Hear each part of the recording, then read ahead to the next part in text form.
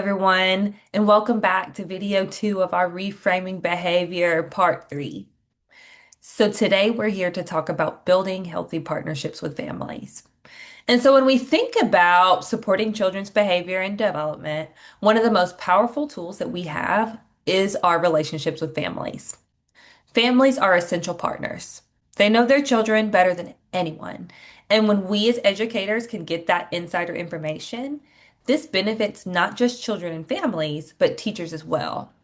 Strong family teacher partnerships can lead to more positive childcare experiences, and children thrive when the most important adults in their lives work together. So, families have probably experienced things that we just don't know about, and the things that they can carry into the classroom can impact how they show up daily. So, relationship building matters because while we don't need to know everything about what a family's been through, having some sort of knowledge about their family can help them feel seen and show them that you care not just about the well being of their child, but them as well. So, thinking about the classroom and just the fast paced environment, sometimes the daily routine can just feel very busy. And sometimes in the midst of that busyness, we might find our communication with families is really limited. We might find that we're only communicating with families when there's something bad to talk about or negative to share. And families are a treasure trove of information as experts of their kids. So when we can prioritize having conversations with them regularly that isn't just about sharing the bad things, this can build a strong relationship with family. And this creates a good foundation for collaboration and partnership. When we get to know families and we include them in conversations about their child, we can gain some valuable insight into that child's experiences, their strengths, and even their needs. So we have to prioritize healthy partnership building with families because if there's a situation that arises, we can problem solve that together. And so healthy partnerships just begin with connection and trust. And so families are more likely to engage when they feel safe and when they feel respected. And so going back to that communication piece of when we're only sharing things when there's something negative, we can build trust and build a relationship through consistent positive interactions. So even something small like just greeting a family when they arrive or sharing something positive that happened that day, those things can make a big impact when we're thinking about ways to intentionally build relationships with families.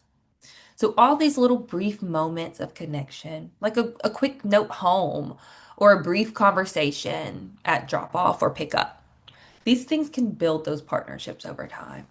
Families should not be hearing from you only when things are not going well. So imagine what those types of continued interactions and what that relationship foundation looks like. When all you're doing is sharing with the family is just bad stuff over and over and over.